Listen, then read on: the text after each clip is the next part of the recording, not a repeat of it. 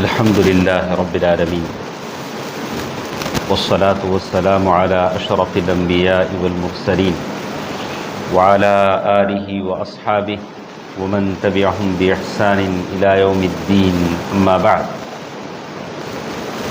محترم حضرات، آج ہمارے سامنے جو حدیث ہے اس میں اس بات کا ذکر ہے کہ عاجز اور لاچار آدمی کی مدد کرنا چاہیے، اس کو سپورٹ اور ہیلپ کرنا چاہیے جو عاجز ہے اور لاچار ہے.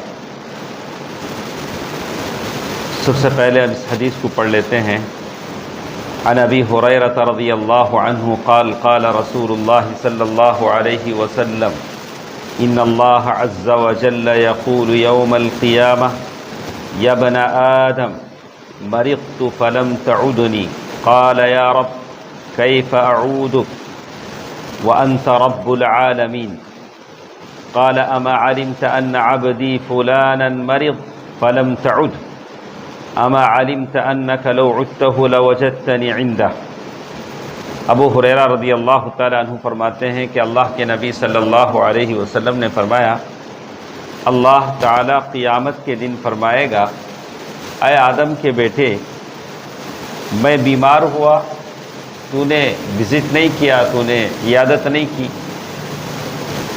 تو بندہ کہے گا، یا رب، اے میرے پروردگار، اے رب، میں کیسے تیری عیادت کر سکتا ہوں، کیسے تجھے وزٹ کر سکتا ہوں، وانت رب العالمین، تو سارے جہانوں کا رب ہے.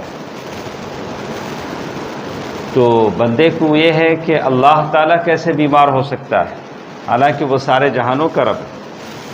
تو اللہ تعالیٰ فوراً کہیں گے، اما علمت ان عبدی فلانا مرض، کیا تو نہیں جانتا کہ میرا فلاں بندہ بیمار تھا، فلم تعد، تو نے اس کو وزٹ نہیں کیا، تو نے اس کی عیادت نہیں کی. اما علمت انک لو عدته لوجدتنی عنده، اگر تو اس کے پاس جاتا، اس کی خیریت دریافت کرتا تو مجھے وہاں پاتا، مجھے وہاں پاتا. یہ پہلا حدیث کا ٹکڑا. حدیث سمجھنا عقل سے ہوتا ہے، بہت دھیان سے سننا ہوتا ہے. یہی احادیث ہیں جن کو لے کر حلولیہ، اتحادیہ، وحدت الوجود کے لوگوں نے غلط عقیدہ لیا. لیکن حدیث سمجھنا بہت ضروری. تو پہلے تو یہ بات سمجھ میں آ گئی کہ مخلوق الگ ہے، خالق الگ ہے. فوراً اللہ تعالیٰ نے کہہ دیا کہ بیمار میں نہیں، فلاں بندہ ہوا تھا. تو معلوم ہوا بندہ الگ ہے، خالق الگ ہے. تو اللہ بیمار نہیں ہوتا ہے. دوسری چیز جو اس حدیث سے سمجھ میں آتی ہے، اگر تو بیمار کے پاس گیا ہوتا تو مجھے وہاں پاتا. تو کیا اللہ اپنی ذات سے بیمار کے پاس ہیں؟ ہرگز نہیں. اللہ تعالیٰ اپنی ذات سے مانی. کہا کہ اللہ تعالیٰ اس کا اجر و ثواب اسے دیتے ہیں. اللہ تعالیٰ بندے کو اجر و ثواب دیتے ہیں جب بندہ کسی بیمار کے پاس جاتا ہے. تو یہ احادیث ہیں جن کی لے کر وحدت الوجود ان لوگوں نے کیا کہ اللہ بندے میں سرایت ہو جاتا ہے، بندہ اور خالق دونوں ایک ہوتے ہیں. تو پہلی بات تو اس حدیث کے ٹکڑے سے سمجھ میں آئی کہ اگر کوئی بیمار ہے تو اس کی عیادت کرنی چاہیے، اللہ تعالیٰ اس پر ثواب دیتا ہے. حدیث کا دوسرا ٹکڑا ہمارے ساتھ ہے. دوسرے ٹکڑے میں کہا گیا، یا ابن آدم استطعمتک فلم تطعمنی، اے آدم کے بیٹے، میں نے تجھ سے کھانا مانگا، تو نے مجھے کھلایا نہیں. اللہ تعالیٰ اس حدیث قدسی میں کہتے ہیں، میں نے تجھ سے کھانا مانگا لیکن تو نے کھلایا نہیں. فقال یا رب وکیف اطعمک وانت رب العالمین، ساری کائنات کو کھلاتا وہ ہے. تو بندہ کہے گا کہ اللہ میں تجھے کیسے کھلا سکتا ہوں، تو رب العالمین ہے.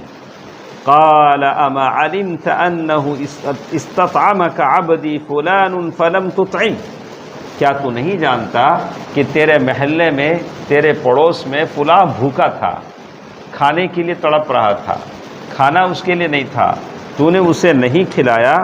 اگر تو اسے کھلاتا، اگر تو اس فلاں بندے کو کھلاتا، لوجدت ذلك عندی، تو تو مجھے وہاں پاتا، مطلب میں تجھے اجر دیتا، ثواب دیتا۔